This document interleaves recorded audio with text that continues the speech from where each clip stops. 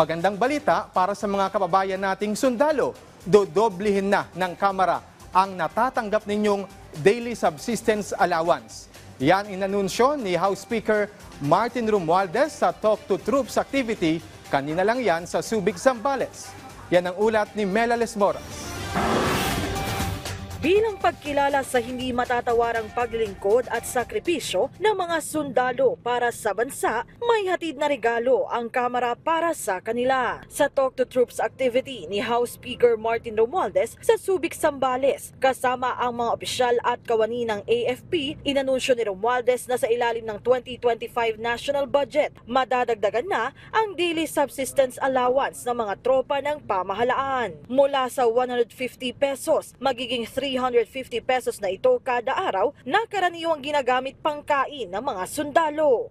We, the House of Representatives, already have undertaken that in the forthcoming budget that we shall now include a 15 billion package that will increase, will more than double your 150 peso subsistence allowance to 350.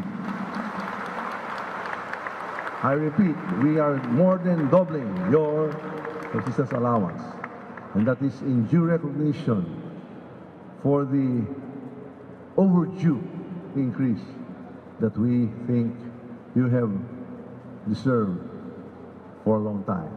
Ayon kay Speaker Romualdez, kinikilala ng gobyerno ang mahusay na serbisyo ng sandatahang lakas. Kaya naman, patuloy ang pagsisikap nila sa Kongreso para mapagbuti pa ang kalagayan ng mga sundalo maging ng kanilang pamilya. You are the most important and critical component of our national defense program. It is for that reason that we actively push for the passage of a sustainable fiscal framework for the pension system of the military personnel. Hangarin namin na maging payapa ang inyong kaisipan hanggang sa oras ng inyong pagre-retiro para maging maganda ang kinabukasan ninyo, pati ng inyong mga pamilya. Kasama ni Speaker Romualdez na bumisita sa Naval Operating Base ng AFP sa Subic, sina House Committee on Appropriations Chair Elizaldico at iba pang kongresista. Dito ipinakita rin sa kanila ang iba't ibang kagamitan ng Philippine Navy. Ilan lamang ito sa mga kagamitan na ipinakita ng sandatahang lakas sa liderato ng Kamara kanina. Ang gusto nga ng mga kongresista, madagdagan pa ang kanilang pondo para ang mga kagamitang ito mapaigting pa at maihanda ang ating mga sundalo sa panahon ng pangailangan.